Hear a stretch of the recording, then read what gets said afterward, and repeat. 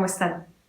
Les habla Claudia Lara Bauche, psicóloga y psicoterapeuta, y quiero decirles que me encuentro muy contenta de poder realizar este video de ustedes, para quienes está dirigido, que para mí es un honor que mi amiga, mi ex compañera de especialidad, la psicóloga Lupita Salazar, que es su profesora, me haya encomendado este compartir un poquito acerca de mi experiencia con lo que es la psicoterapia. ¿Y qué es el tema? ¿Qué es la psicoterapia? Y bueno, quiero decirles que me emociona realmente el poder compartir un poquito. Tengo de conocimiento que son un par de grupos de la licenciatura en enfermería, de las materias de psiquiatría y psicología.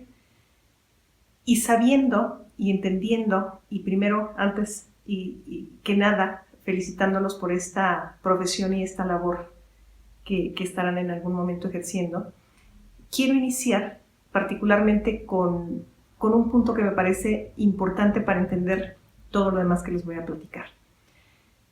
Y este punto es lo que son signos y síntomas, asunto con el que ustedes van a estar trabajando todos los santos días, cosa que ustedes van a estar observando, midiendo y registrando todos los días en su labor profesional. Y para mí es muy importante que ustedes, como enfermeras, como enfermeros, tengan muy clara la distinción entre signo y síntoma. Ahorita les explico por qué. ¿Qué es un síntoma y qué es un signo? El signo es todo aquello que yo puedo medir y cuantificar, que lo puedo ver. Por ejemplo, la presión arterial. Yo sé si un paciente tiene la presión 120/80, tengo un dato preciso y específico, su temperatura en 39.5, es medible y cuantificable. El síntoma, a diferencia del signo, es algo que no puedo medir y que no puedo cuantificar, como el dolor, la picazón, la comezón, todo esto que el paciente nos reporta, pero que yo no puedo cuantificar y no puedo ver. Pero no es menos importante el síntoma que el signo en cuestiones médicas. Y el síntoma, no por no ser medible y cuantificable, deja de ser. El síntoma es, y es importante.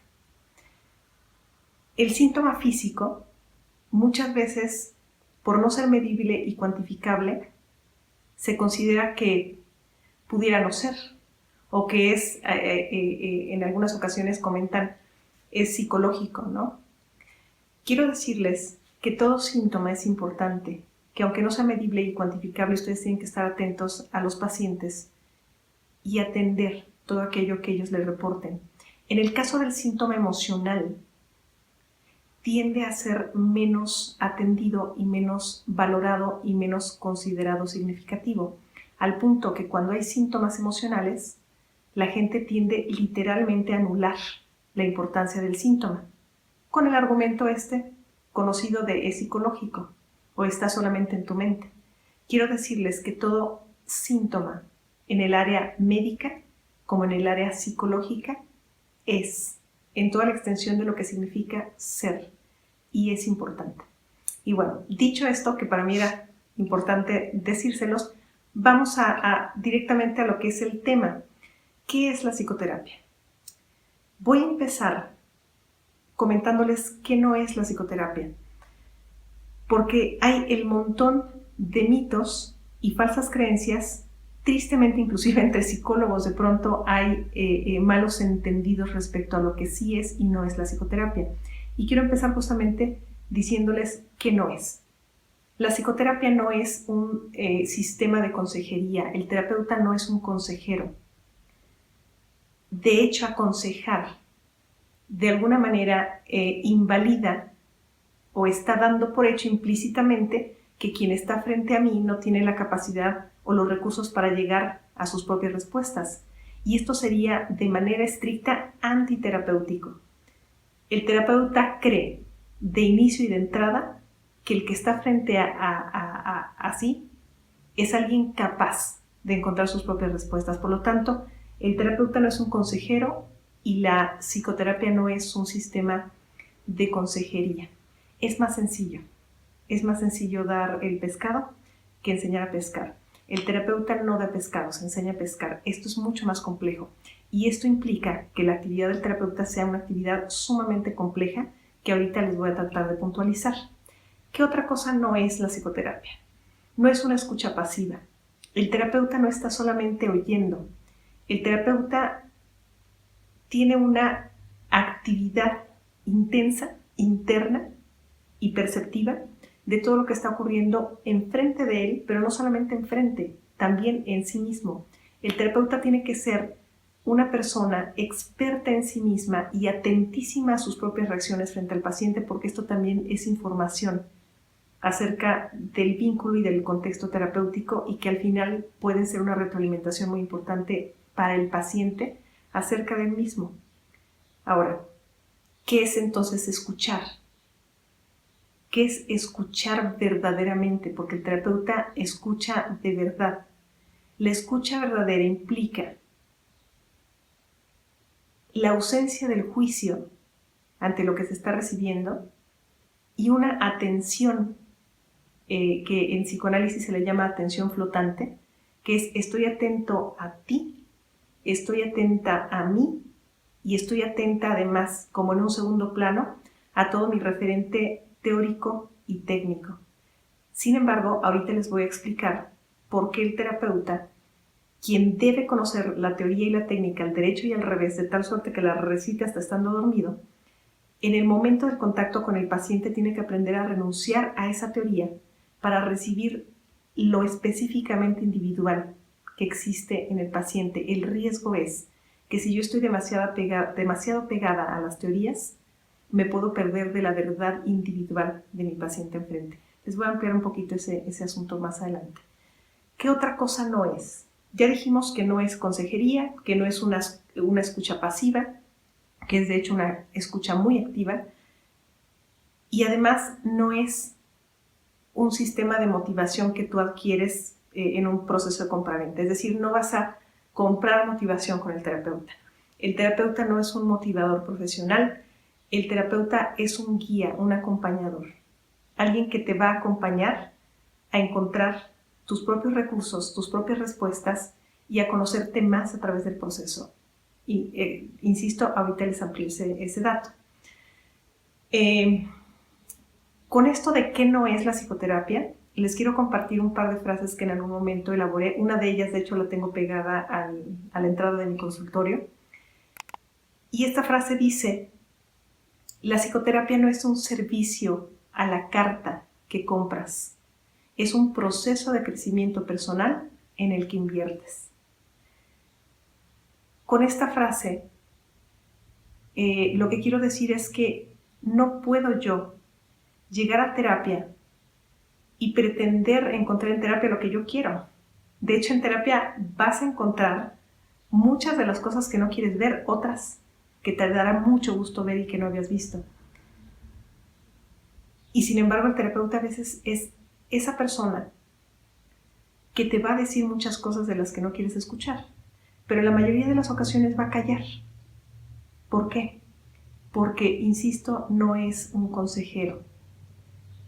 Debo confesar que como terapeuta a veces no saben qué ganas de decirle al paciente: ay, es que, ¿por qué no le haces por aquí o deberías de hacerle por allá? Pero esto no es una función terapéutica. Esto lo puede hacer el vecino, el primo, el amigo, la señora de la tiendita, pero no un terapeuta. Porque el terapeuta no está ahí para darte su opinión personal.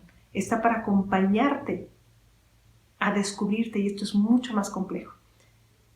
Y lo primero, el consejo no necesita un proceso de entrenamiento. El acompañamiento a descubrirte a ti mismo, esto sí que requiere un entrenamiento. Otra frase que en alguna ocasión elaboré respecto a este asunto,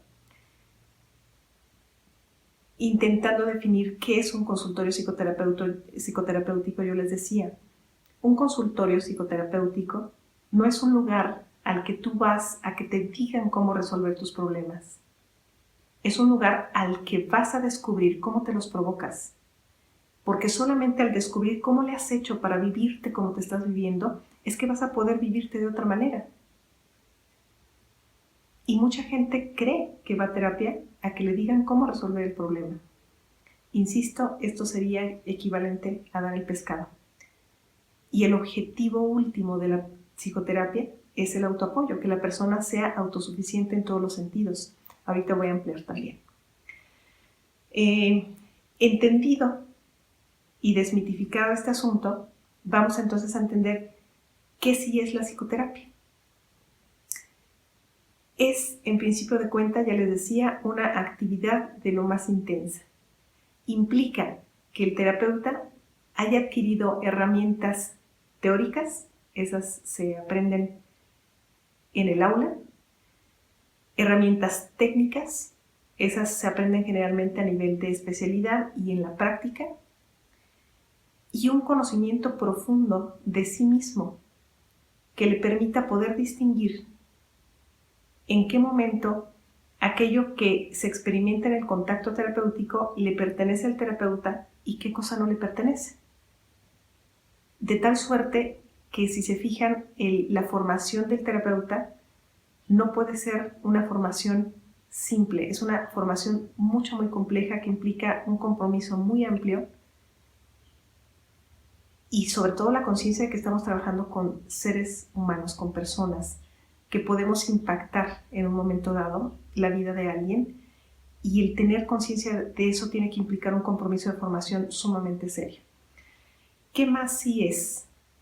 ¿Qué hace el terapeuta?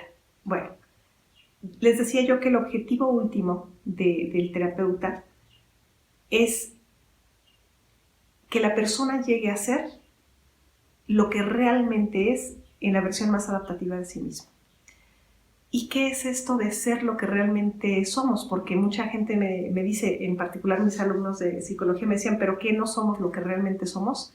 No, porque de alguna forma nos hemos convertido en aquello que nos dijeron que teníamos que ser, nos hemos convertido en lo que nos dijeron que éramos, nos hemos convertido en un intento de cubrir las expectativas sociales, culturales, familiares, religiosas, qué sé yo. Pero en algún momento del proceso de socialización nos hemos extraviado a nosotros mismos, hemos extraviado lo que esencialmente éramos. Y el proceso de psicoterapia quiere regresar al paciente a su esencia, buscando y tratando de localizar todos sus recursos para que los potencialice y sea entonces la mejor versión de sí mismo. Ahora, ¿cuáles son las rutas? La psicoterapia tiene dos rutas, dos caminos para llegar a ese objetivo último, que es que la persona sea lo que realmente es.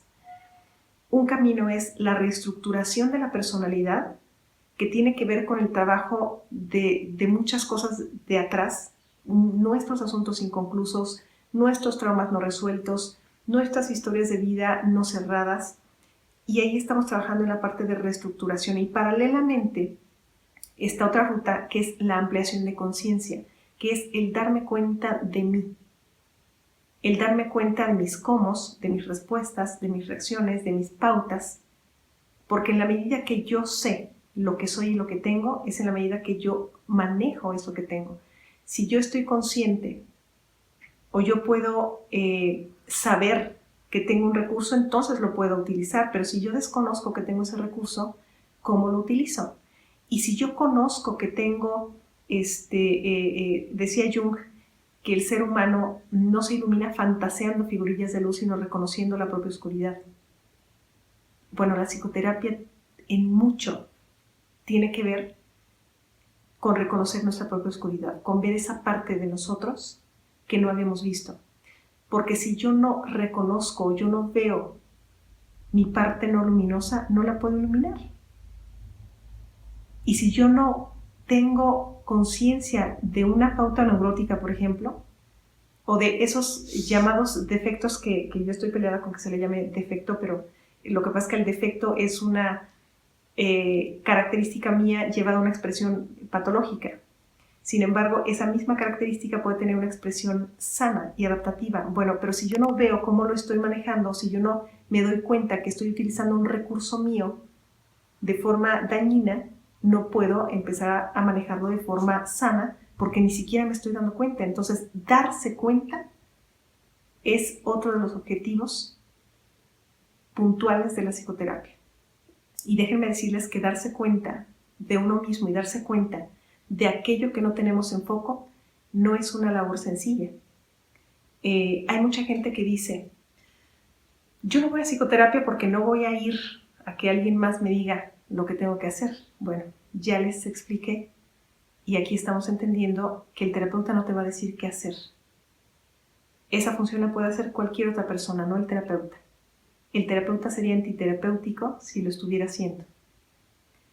El terapeuta va a hacer una labor mucho más compleja, que es acompañarte y guiarte en el proceso de darte cuenta de ti, de tus recursos, de sanar tus partes heridas, reestructurar la personalidad, ampliar la conciencia y entonces lograr la mejor versión de ti. Esta labor de verdad es una labor muy compleja e implica una actividad muy intensa en el consultorio que no es visible, no se ve. Decía uno de mis maestros de la universidad, si ustedes están estudiando psicología y quieren dedicarse al campo de la psicoterapia y tienen mucha necesidad de reconocimiento, les recomiendo que no entren a este campo, porque la labor terapéutica es una labor invisible que muchas veces no se reconoce y sin embargo es una labor sumamente intensa que requiere una formación y un compromiso bastante amplios. Visto desde esta visión, podemos entender que la psicoterapia entonces tiene como objetivo último el autoapoyo, que la persona sea autónoma emocionalmente, autónoma en todos los sentidos, con todos los autos de los que sea capaz, autorregulable, autónoma emocional, independiente en todos los sentidos. Este sería como el objetivo último. Recordaba en este momento que les estoy platicando este asunto de el objetivo último de psicoterapia, independientemente del enfoque terapéutico, el objetivo último de todo proceso de terapia, y todo terapeuta debería saber que su objetivo es llevar al paciente al autoapoyo y a su mejor versión de sí mismo. Si entendemos esto, entendimos básicamente la médula de lo que es la psicoterapia y la labor del terapeuta. Decía Claudio Naranjo en un libro que se llama La vieja y novísima Gestalt, que los terapeutas de diferentes enfoques, pero capaces, eran más parecidos entre sí que terapeutas no tan bien formados de la misma corriente. ¿Por qué? Porque el terapeuta bien formado de cualquier corriente sabe para dónde va y sabe que va a buscar el autoapoyo del paciente, que va a buscar la mejor versión del paciente y a diferencia de la expectativa de la sociedad, de la religión, de la familia, de la pareja, del paciente, qué sé yo, pero está buscando la mejor versión del paciente y su autoapoyo. Esto, insisto, implica en el terapeuta una formación muy amplia, una capacidad de escucha verdadera, un conocimiento teórico amplio, tanto que lo pueda, les decía yo, recitar inclusive dormido, y sin embargo, en el momento del contacto con el paciente, no estar en otro lado, ni siquiera en los libros, ni siquiera en la teoría, ni siquiera en la técnica, sino en el contacto vivo con el paciente, porque decía Rogers que muchas veces, más allá de la técnica o del método, es el contacto real y el vínculo lo que sana al paciente. Esto no quiere decir que no tenga que estar conectado a todo lo demás. Quiere decir que no se tiene que olvidar nunca, jamás, que es el contacto el que va a permitir el espacio adecuado para la aplicación de la teoría y de la técnica. Pero yo no puedo aplicar teoría y técnica por mucho que me la sepa si no estoy en un contacto real con el paciente. Y para poder estar yo en un contacto real con el paciente tengo que estar en un conocimiento pleno de mí y en un contacto pleno conmigo. Porque si yo no puedo estar en contacto conmigo, tampoco puedo entrar en contacto contigo.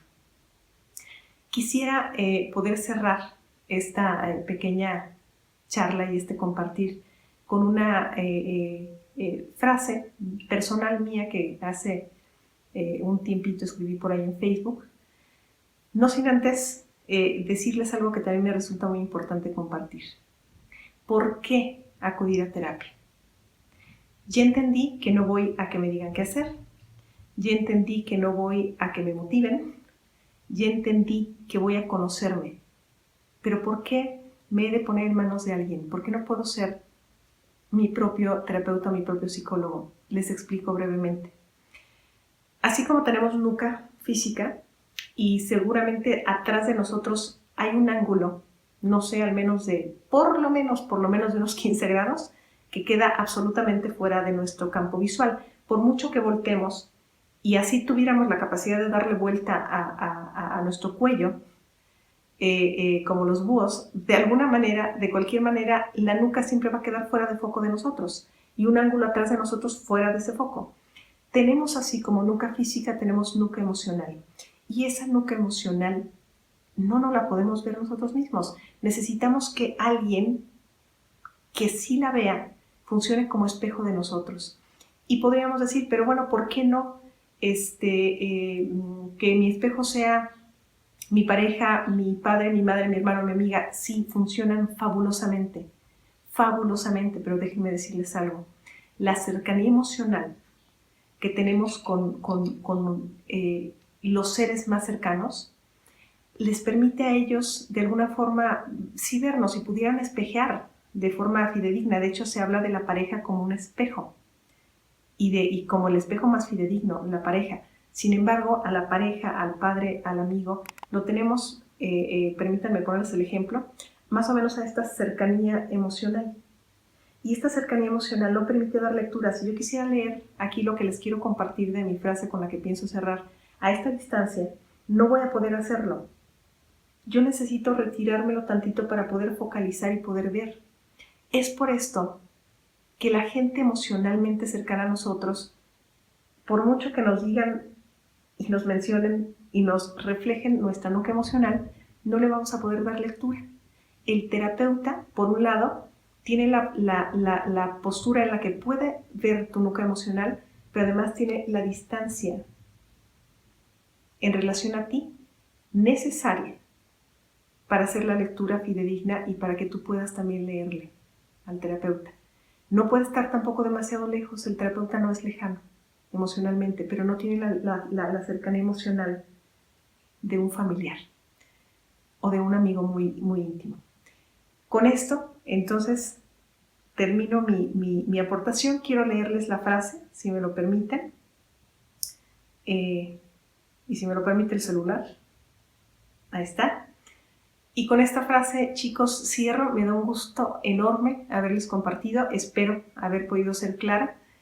Siempre me preocupa poder explicar. Espero haya quedado un poquito claro en estos minutos de compartir. Y cierro con esto. Dice, la labor del terapeuta es una labor invisible y silenciosa. No se mira, pero es. El terapeuta se ha entrenado y ha estudiado para acompañar procesos y trabajar los fantasmas internos de sus pacientes. Pero como humano que es, tiene los propios y requiere de otro entrenado para entenderlos. Así como estudiar medicina no exenta de enfermarse, ser psicoterapeuta no evita tus propias penas. Lo he dicho antes y reitero, el terapeuta no deja de ser humano, con todo lo que ser humano y estar en el mundo implica. Por ello, no somos ni tenemos por qué ser perfectos ni los más sanos del mundo, pero sí debemos ser los más comprometidos con nuestra propia salud, pues trabajamos con la salud de otros. A mis alumnos siempre les he dicho, para ser tratante hay que ser primero paciente. El más capacitado para traer de la oscuridad a la luz es el que se sabe el camino de ida y vuelta. El terapeuta humano, el que sufre y se sana, el que sabe de heridas y por eso entiende las tuyas y sabe cómo sanarlas, pues ha sanado las propias. Y este es un proceso infinito. Es un estilo de vida. El terapeuta ha hecho de su labor profesional un estilo de vida. Y creo que ustedes, chicos, también en el área de la salud, en algún momento se darán cuenta que su labor profesional implicará también un estilo de vida. Bienvenidos al campo del apoyo, del servicio, de la entrega. A otros los felicito y me da mucho gusto haber podido compartir. Espero les haya quedado claro y con muchísimo gusto en algún otro momento nos podemos volver a ver.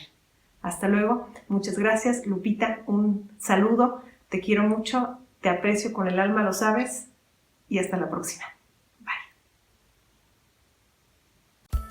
Si el material te gustó, dale like por favor y comparte. No olvides suscribirte a mi canal y recuerda que tenemos psicoterapia en línea. Más información en el 445-103-6566 y te invito a visitar mi página www.claudiapsicoterapeuta.com.